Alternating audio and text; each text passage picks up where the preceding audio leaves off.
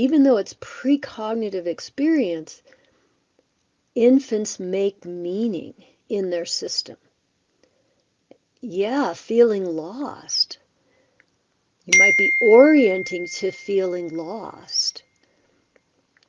And that is almost a brain state. So this is complex. I'm going to try to keep this slow enough so you can feel all this. So the first thing, once you recognize, oh, I'm feeling lost again, or oh, I'm feeling desperate for someone to help me. If you orient it to emptiness or nothingness, you don't have to keep doing that. Try that. Look around and orient to something beautiful nearby. You know, you can see behind me I have lots of colors, I have lots of little things, you know, I keep my space beautiful. I have some fabric, a beautiful thing hanging on the door there from another country. It's just beautiful textiles. But the baby, you can change what you orient to. And I know this from the inside out because I, at the incubator, oriented to emptiness. Can we orient to your face? Sure, if you want to. Hello. You know, because that's with the baby, literally, their eyes are designed to take in right the distance from the breast to the mother's face. That is why nursing is so important, is ideally the mother has time to nurse, she's gotten support to nurse. And mamas, if you could not nurse, do not go into guilt or resentment or numbing out. You did the best you could. Sometimes a baby is born early and they can't latch. You know, preemie doesn't have the mouth tone to take in the nipple sometimes. So you can orient to my face. Happy to give you some good mirror neurons and appreciation, because honestly, I can feel my appreciation for you wanting to do your deep healing. When we all do this, we all take ourselves into account, not from an egoic place, but from a, oh, how can I stabilize? How can I live better? How can I be a better parent? And again, not from pressure, but from integrated head, heart, gut. So one way is you can orient to my face and get used to being seen. Hello. That's what we call the healthy amygdala eyes, the smiling eyes of a mama with her infant or a daddy with his infant. I don't know if you've seen some of my pictures, but there's some where the dad is just smiling at the baby and the baby's eyes are closed. But you can see the whole presence that the baby is, you know, in comfort and joy just by their expression, even with their eyes closed. So I hope this is helping you, that the second you orient to nothingness or panic, and you go right down the rabbit hole of your neurology. This means your pathways that are inside your brain. You can change those. So thanks for your question. I'm going to see if there's any other questions popping up. Oh, I'm glad it's comforting. And then what you do, honey, is you take that comfort and you recognize it so that you can carry it with you throughout the day. See, it's the repetition that allows the nervous system to open new pathways. So if you're getting a pathway of comfort, then after this call, maybe that sometime in the next hour, you remember, oh, that's what it's like. And you recreate that feeling by smiling into your organs. You have to smile into your organs. So how can you orient if you're starting to panic? Great question. If you're starting to panic, stand up and push on the wall. Get some proprioception so you know you exist. Because once you start to panic, you may actually be losing the support of the earth. You know, we do have an electromagnetic field with the earth. And that's a very big support when you learn how to tune into it. So what I would say, if you're starting to panic, then you pause. You absolutely just pause, slow way down.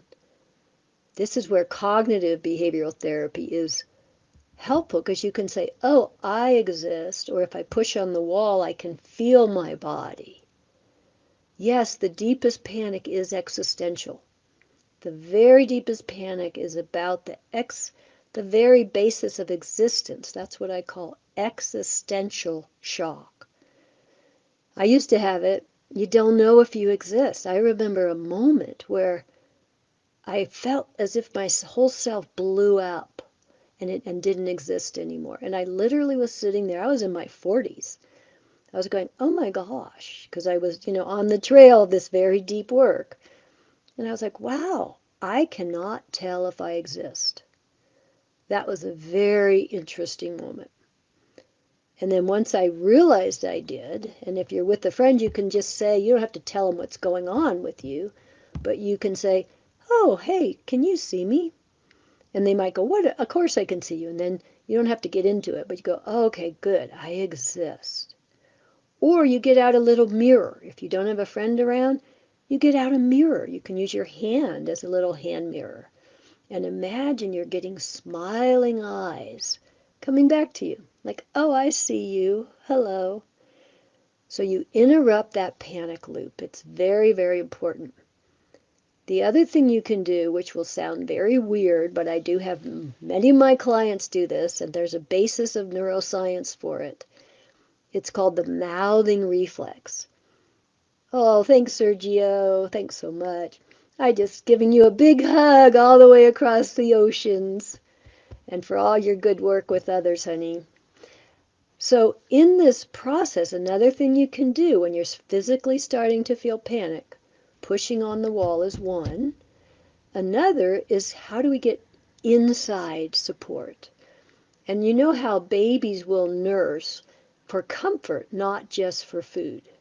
What that nursing does is it moves the brainstem out of a freeze fear response back into regulation and movement. So in my Conception to Crawling book, which is going to be half price, you can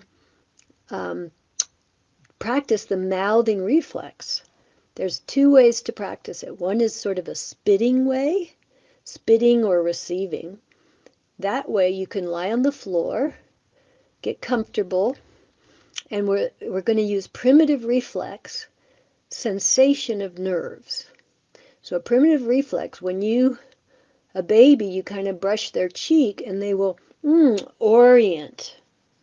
So what you're going to do is sensitize your whole chin area a little. Ooh, it might get tickly. And you're going to just kind of trace from the corner of your mouth out towards your jawline. There's nerves in the face that are orienting nerves. And then you're going to pretend you're a sea creature. Oh, this is a rooting reflex. So you're going to either turn toward, then you'll try it on both sides, turning toward, or, hello, you're going to turn away. Because think about this for a moment. And I really learned this helping an adult recalibrate their guardedness. The primitive reflex of rooting is for food, which is essential, but it's also for spitting out, which is essential. If something is poisonous or toxic, we want to spit it out. So both functions are part of the rooting reflex. And sometimes for some people, they cannot take in until they've spit out. Now that's interesting, isn't it? They need the protective spitting reflex before they take the protective nourishment reflex, or the, thriving to receive nourishment. So there's two parts to this practice. One is lie on the floor, tickle, and turn. And when your head turns, let your whole body turn, as if you're connecting with tensegrity, the organs for rolling. That's why it's so important for a baby to be able to roll. If your baby's not rolling, you want to put them on their side and rock them on their side so they can feel the weight of their organs. Rolling toward the front, rolling toward the back. You gently rock them so the weight of the organs can relate to gravity. You could do that for yourself. Sometimes when I'm teaching live with people, I have them lie on their side with their legs extended, their arm extended, and I will just, you could prop yourself up with your front arm, but you roll towards the front, you roll towards the back.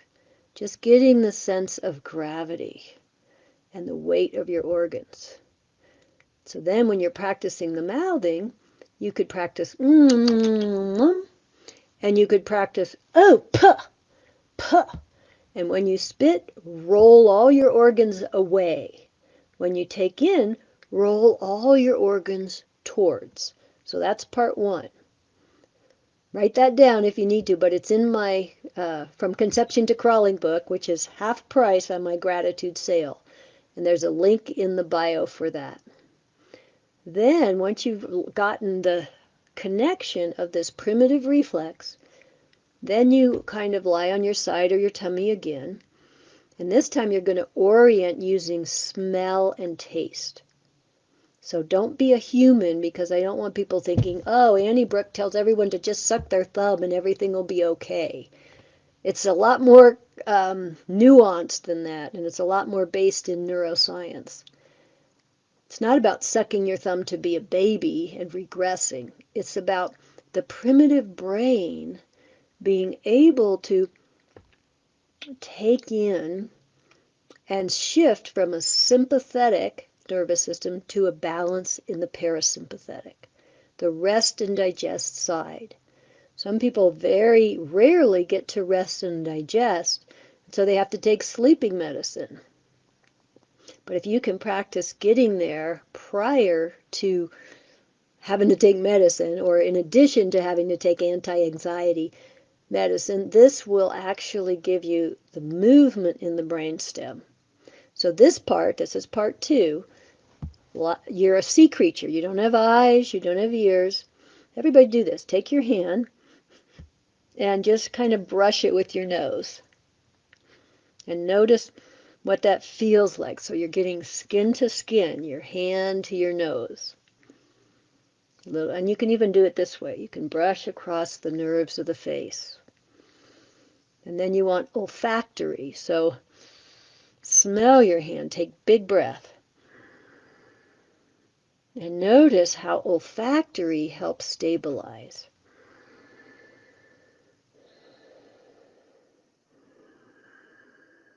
So you get olfactory going through smell, and then what you do is you get it through movement. So now you're going to use the mouth as a searching mechanism. So you're just a little sea creature, like a slug on the bottom of the ocean floor, and you're going to gum your hand. And then eventually you're going to figure out your thumb. Oh, what's this? And then you're going to use your mouth. Your mouth is very awake, very alive. Now let me pause for a second. If you have a history of sexual abuse or forced oral sexuality, you may want to make sure you have support if you're going to do this exercise. A friend to call afterwards, or a way to go for a walk, or push on the floor, because you could go into an associative memory, which is not what we want. What we want is you to get the informing of movement and reclaiming of this area of your body if you've numbed it out. So you have to make sure you can keep all the abuse history up on the shelf, and that you can allow your body to do a natural action. And it's a very natural action to be able to search and reach and take in. And then you take in. I can't talk and tell you this, but you actually move this whole digestive tube, mouth, all the way down to your tummy, all the way down to your anus. And you stay you tell yourself, this is where cognitive is helpful, cognitive self-talk. Okay, I am healing my shock. I am getting movement in my body to interrupt a freeze response. This is healthy use of cognition instead of re-traumatizing. It's very, very important. And then, if you do this, do it for 2 weeks before you fall asleep, before you get out of bed. Right? We did the take in and spit out reflex part of it, and just a little part A, part B of take in and spit out would be the anal rooting. You could tickle your trousers, tickle along your coccyx, and turn toward the sensation and roll away. The goal is to get rolling through your entire organ system. That makes your spine so much more flexible. And it can interrupt a freeze response. It can give you power in the lower body. And that's what you want, is flexibility for your spine, which means your organs cannot be frozen. So make sure your babies can roll. Make sure you can roll. Make sure you can feel the weight of your organs as you shift. And then you go to the mouthing reflex like a sea creature. And when you're doing that sucking reflex, 2 weeks, not less than 2 weeks. And some people, it takes them a week to even get over the courage to do it. So if that's true, then do it for 3 weeks. But I've done it for years off and on because I could tell my brain was opening to a new place of relaxation. And that's what I want for you. I want you to feel, for me, it felt like the back of my brain opened up. And I wasn't up in my frontal cortex. I had much more breadth and width, and my eyes could rest into my ears, could rest into my nose and mouth. That's a developmental progression. So that's a lot of information, right? Take a big breath. Take it in. Think about it for a moment. Maybe you're going to, wow, how can I practice this? What's a practical way? So you're starting to plan your practice a little bit so that when you have an antidote to panic, you do not have to be at the whim of early experiential panic or overwhelming lack of support when you were an infant or a child. Because right now, you're in charge. Your partner's not in charge of you. Your kids are not in charge of you. You're learning to regulate to enjoy the life that you have. Yes, when you feel like all alone, these movements really help. And then the next thing you do, once you get stabilized internally, is you work spatially with that aloneness. How you can do that is you can go for a walk where people are around and just notice other people and smile at them once in a while.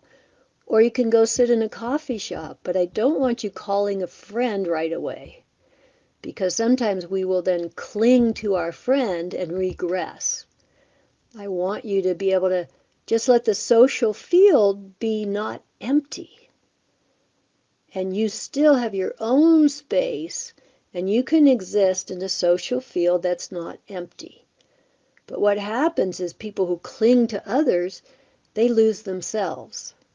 And that's very common with desperation panic or abandonment issues.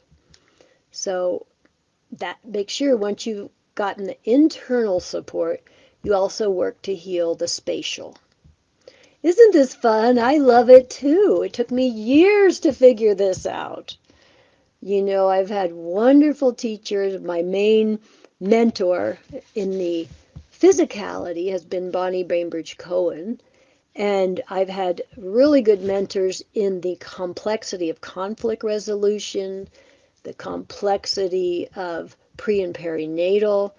So I have not, just taken in one mode but it's been this broad sweep of integration. And so it allows me to understand all the way into the neuroscience and the relational science and the group process.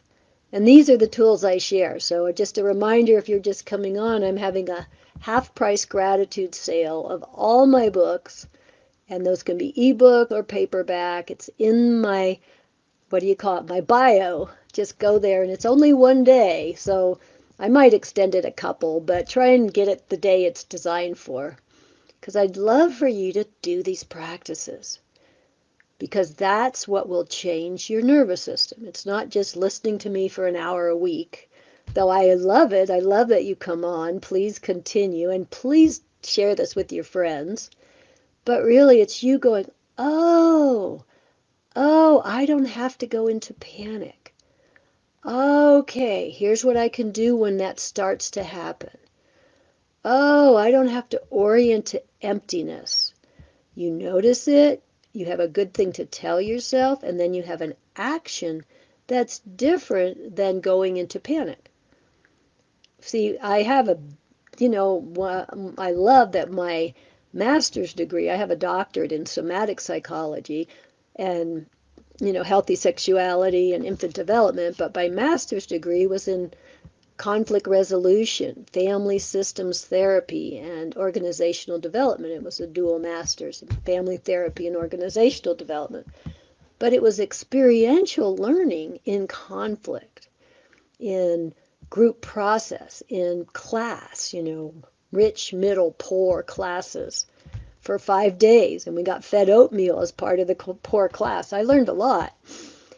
But anyway, I have, what's that about? Oh, yeah, that's my little reminder that I love you and it's time to go for today. Thank you so much for being here. Do share with anyone about adoption because I'm still keeping that class open. And some people, if they're under-resourced, they can just reach out to me and I can give them a little discount because I want people to really heal from that adoption is not a forever trauma. But anyway, I won't be here live next week, but I will have something for you to enjoy because I'm going to work in the warm water down in Mexico. I love teaching warm water therapy, and this is a chance for me to be with some friends and do my own healing. So I send you all love.